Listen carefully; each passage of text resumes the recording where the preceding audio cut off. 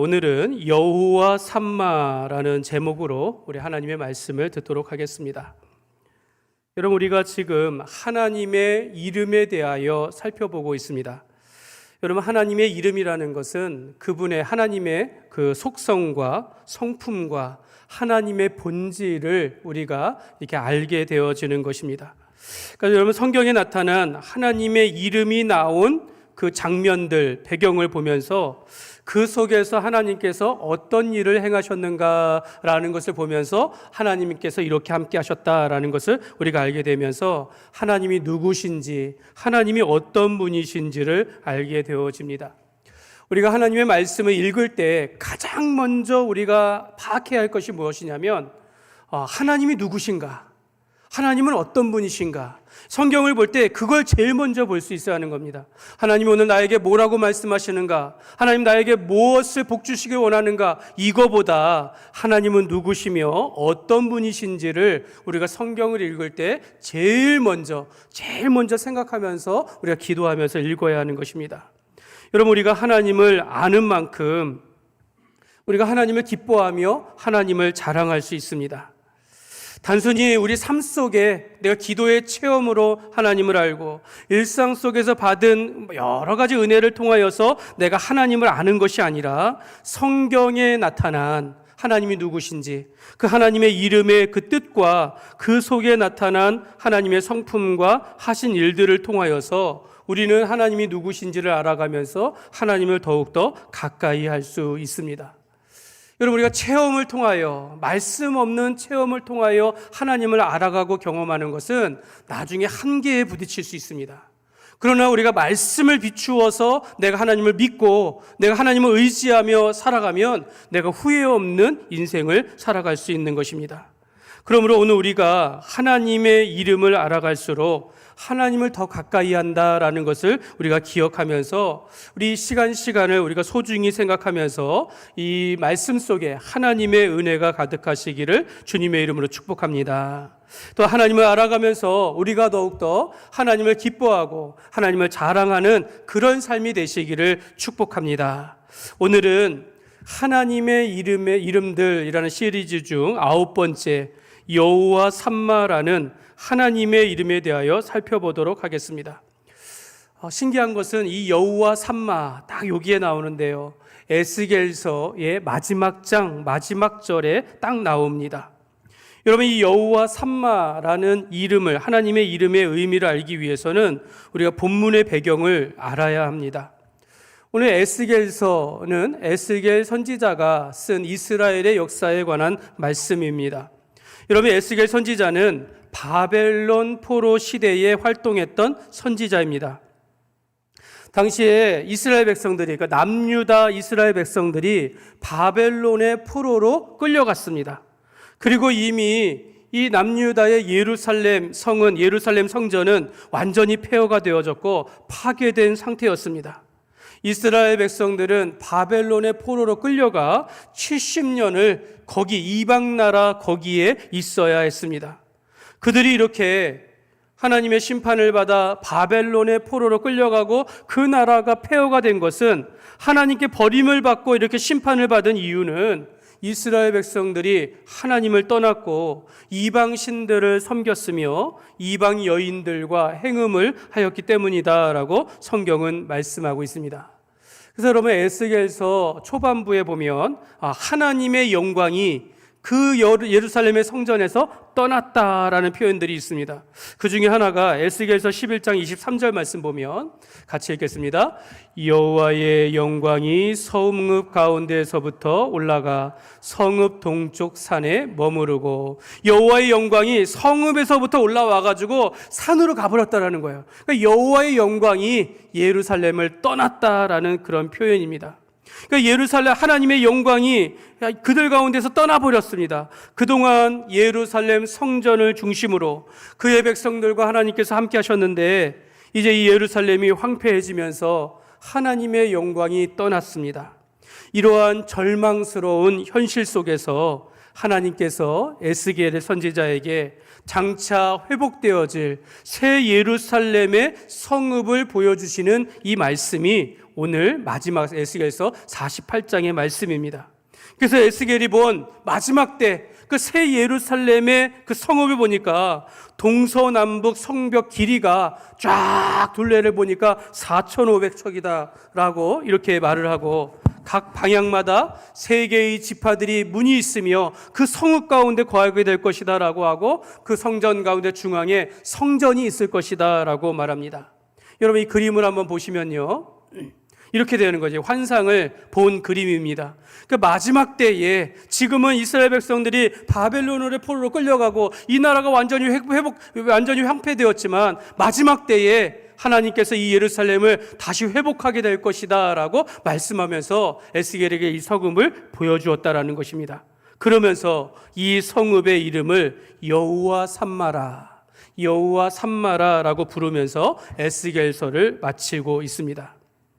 여러분, 여호와 삼마는 절망 중에 있는 백성들에게 그들을 향한 하나님의 구원과 소망을 주시는 그런 이름이라는 것을 우리가 이 본문의 배경을 통해서 알게 되어집니다. 여러분, 여호와 삼마라는 합성어죠. 여호와와 삼마. 여호와는 하나님입니다. 지극히 높으신 하나님, 지존하신 하나님을 가리키는 겁니다. 여호와입니다. 그리고 삼마는 부사로서 거기라는 뜻이죠. 거기. 그러니까 하나님이 거기 계시다라는 그런 뜻입니다. 하나님이 거기 계시다라는 그런 뜻입니다. 이는 하나님께서 어떤 분이신가 했을 때 하나님은 그의 백성들과 함께 거기 계시다라는 것을 보여주는 것입니다. 마치 신약의 임마누엘이라는 이름 뜻과 같이 하나님이 우리와 함께 계시다라는 그런 뜻입니다. 여호와 삼마는 그 이름을 듣기만 해도 우리가 하나님을 떠난 백성들에게는, 하나님의 영광이 떠난 백성들에게는 여호와 삼마라는, 내가 거기에 함께하다, 너가 너희와 함께하는 하나님이시다라는 것을 이 이름만 들어도 그 사람들에게 위로와 소망을 주는 그런 하나님의 이름이다라는 것입니다. 내가 홀로 있을 때, 또 내가 절망 가운데 있을 때 하나님이 나를 떠난 줄만 알았는데, 하나님의 영광이 떠난 줄만 알았는데, 하나님은 내가 있는 그곳에 함께 계시며 나의 구원과 회복을 약속하시는 것입니다. 여러분, 성경을 보면 이스라엘 백성들이 이방 나라의 포로로 끌려가 살았던 적이 2번 있었는데, 한 번은 애굽이고 한 번은 바벨론이었습니다. 여러분, 처음 요셉이 애굽의 총리로 있었을 때에는 좋았죠. 관계가 좋았습니다. 그러나 요셉이 죽고 요셉을 모르는 자 애굽의 왕이 되었을 때에 또 이스라엘 백성들의 그러니까 야곱의 후손들이 수가 많아지자 점차로 이 애굽이 이스라엘을 지배하게 되어지고 노예와 같이 취급하게 되었습니다. 그리고 또 하나는 이 솔로몬 시대에, 오늘 본문의 배경이 되어 이스라엘이 남북으로 나뉘어지고 북이스라엘은 아수르에 의해서 멸망을 당하고 남쪽 유다도 바벨론에 의하여서 멸망을 당하는데, 그때 3차에 걸쳐서 포로로 끌려가게 되어집니다. 그래서 여러분, 애굽에서의 노예 생활 때에는 아직 성막이나 성전이 지어지기 전이었습니다. 그리고 지금 바벨론의 포로로 끌려갔을 때는 성전 시대에 이 성전이 황폐해진 그런 시대였다라는 겁니다. 여러분, 성전이 없었을 때에도 하나님은 이스라엘 백성들과 거기서 함께 계셨고, 또한 바벨론의 포로로 끌려갔을 때에도 예루살렘 성전은 이미 황폐되어지고 하나님의 영광이 그 땅을 떠났다라고 하지만, 이스라엘 백성들이 있는 바벨론 그 땅에 그 백성들과 함께 계시도다. 이것이 바로 여호와 삼마입니다. 성전이 없을 때 하나님은 그들과 함께 계시면서 여호와 삼마, 하나님이 너희 가운데 함께 계시도다라고 말씀하시는 것입니다. 여러분, 오늘 지금 우리는 지금 모든 것이 평안하고 또 이렇게 삶이 괜찮기 때문에 우리가 이렇게 모일 수 있는 교회당이 있습니다. 그래서 우리가 교회당에 모여서 시간을 정하여서 함께 예배를 드립니다. 하나님께서 우리와 함께 계심을 믿고 오늘 우리가 이렇게 찬양과 기도를 통하여 또 말씀을 통하여 우리가 하나님 앞에 경배를 드립니다. 여러분, 하나님이 우리와 함께 계심을 믿고 함께 모일 수 있는 장소가 있다라는 것, 우리가 함께 모일 수 있는 모임이 있다라는 것이 얼마나 감사한지 몰라요. 그러나 오늘 본문의 배경은 그런 것이 아니다라는 거예요. 이스라엘 백성들은 이방 나라의 포로로 끌려가가지고 절망 가운데 있습니다. 더 이상 고향으로 돌아갈 수가 없고 돌아간들 저들이 모여서 예배할 성전이 없습니다. 이렇게 포로로 사로잡힌 백성들을 향하여 하나님은 성전이 아니라 그 백성들이 있는 그곳에, 백성들 가운데, 너희 가운데 거기에 함께 계시다라는 것을 알려주시면서 하나님께서 그들과 함께 계심을 확신시켜 주시는 것이 바로 여호와 삼마, 하나님이 너희 가운데 함께 계신다라는 것입니다. 또한 여호와 삼마는 소망과 희망이 없는 사람들, 비전을 잃어버리면서 오직 과거의 영광만 남아있을 뿐 앞으로 나아가지 못하는, 정말로 절망과 힘든 가운데 있는 하나님의 사람 가운데 다시 소망을 주시는 하나님, 바로 여호와 삼마입니다. 그래서 하나님은 소망이 되신다라는 뜻이에요. 하나님은 비전이 되신다는 뜻입니다. 우리가 방황하고 앞길이 캄캄할 때 하나님은 우리와 함께 계시면서 우리의 길이 되시고 빛이 되시면서 우리와 함께 계시다라고 말씀하시는 것, 이게 바로 여호와 삼마입니다. 사랑하는 여러분, 우리가 평안과 평강 가운데 함께 모여 예배하기 때문에 하나님께서 우리와 함께 계심을 우리가 의심 없이 받아들이지만, 만약 이 성전 가운데 여러 가지 어려운 일들로 인하여서 이 성전이 무너졌어요. 이 성전에 모일 수 없어요. 우리가 흩어질 수밖에 없어요. 아니, 개인적으로 모든 사람이 모이지만 어떤 사람은 아프고 힘들고 방황하는 일들로 인하여서 혼자 고립되어서 외로워진다는 거죠. 근데 하나님은 말하는 겁니다. 내가 그 사람 가운데 함께 있겠다. 내가 너희 모임 가운데 함께 있겠다. 너희 가운데 함께 있겠다라고 말씀하고 있는 것입니다.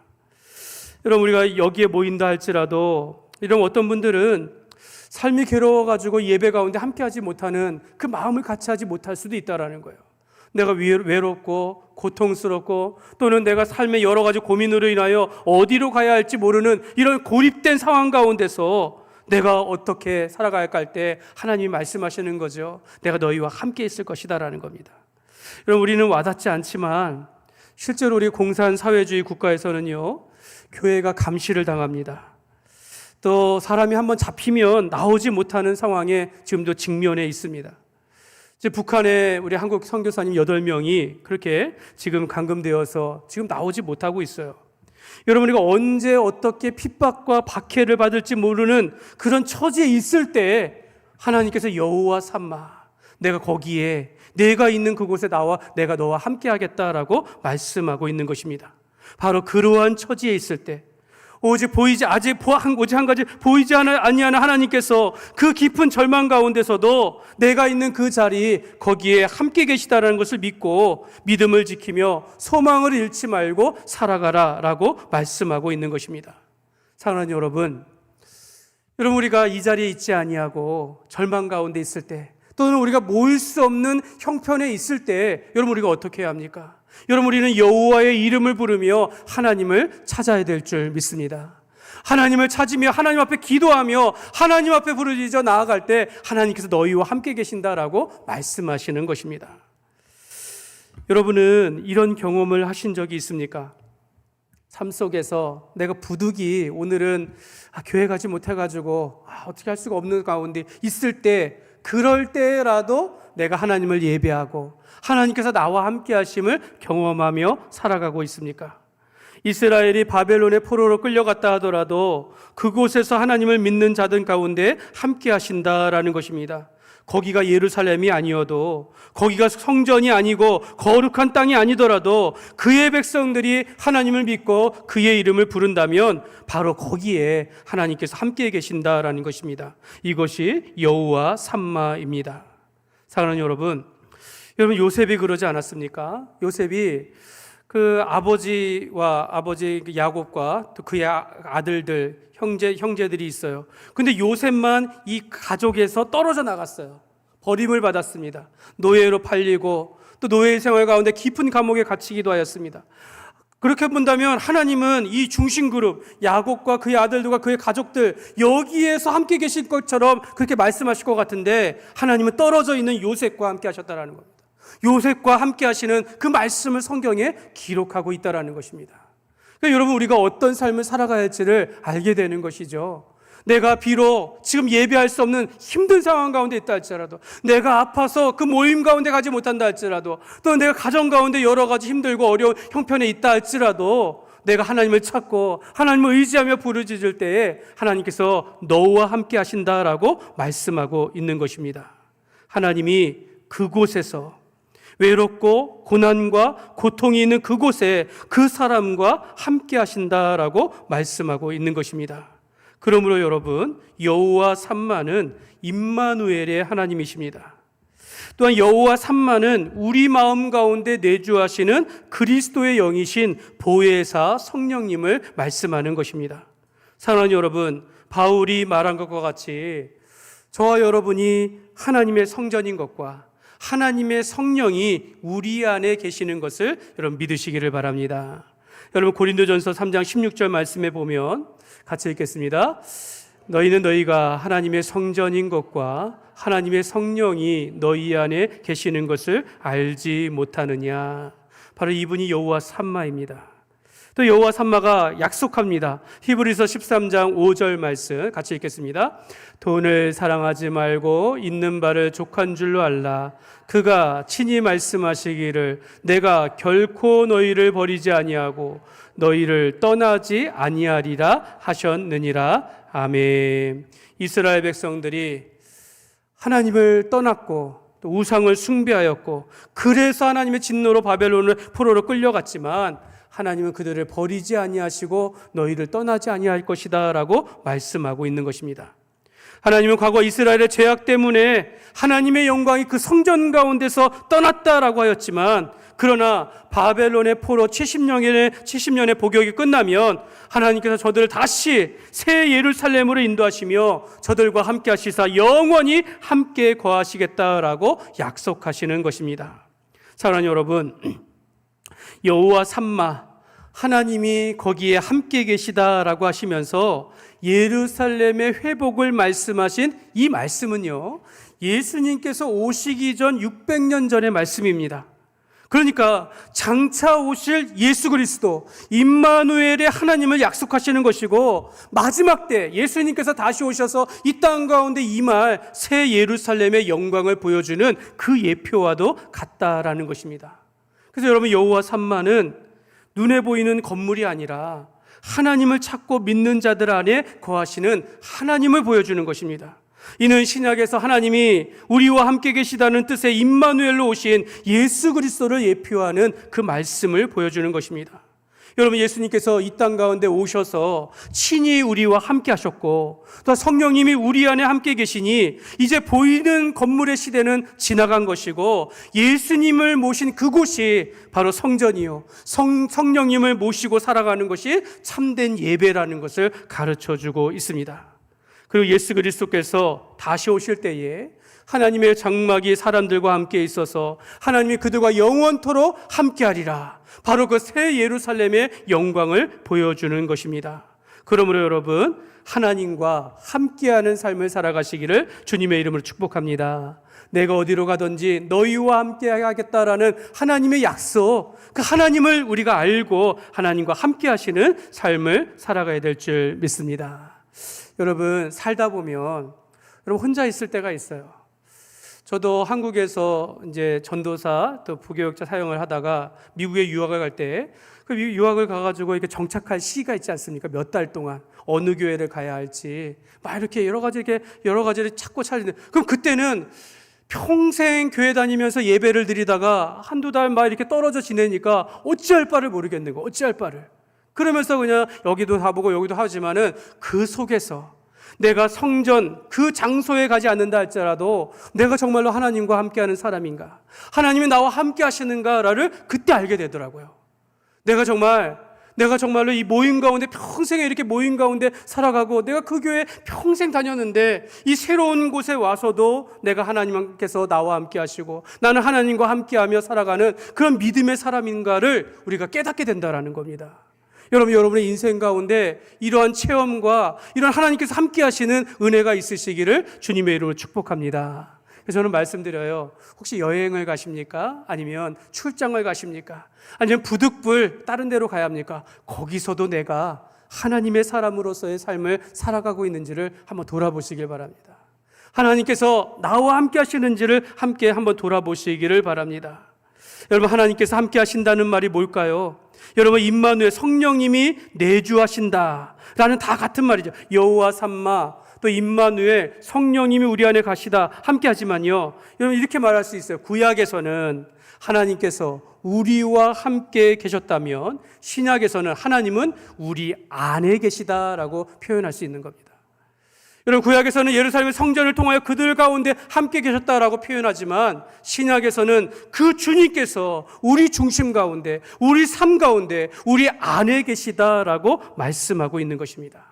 여러분, 우리는 어디를 가든지 주님과 동행하는 삶을 살아가게 되는 것입니다. 하나님이 함께 하시는 우리의 모임, 또 우리의 마음, 또 우리와 함께하는 이곳이 바로 새 예루살렘이라고 부를 수 있는 것입니다. 그러므로 여러분 여호와 삼마, 하나님은 함께 하시는 분이십니다. 이곳이 아닐지라도 내가 거하는 그곳에서, 내 안에서 함께 하십니다. 우리를 구원으로 이끄시고 캄캄한 곳에서 빛이 되어주시며 방황할 때 우리에게 위로와 소망을 주시는 분이십니다. 하나님은 자기 백성 가운데 영원히 함께 계시겠다라고 약속하셨습니다. 하나님께서 함께 하시는 사람은 그 속에 생명이 있고 회복이 있고 소망이 있습니다. 이러한 여호와 삼마, 하나님께서 함께 하시는 그런 은혜가 가득하시기를 주님의 이름으로 축원합니다.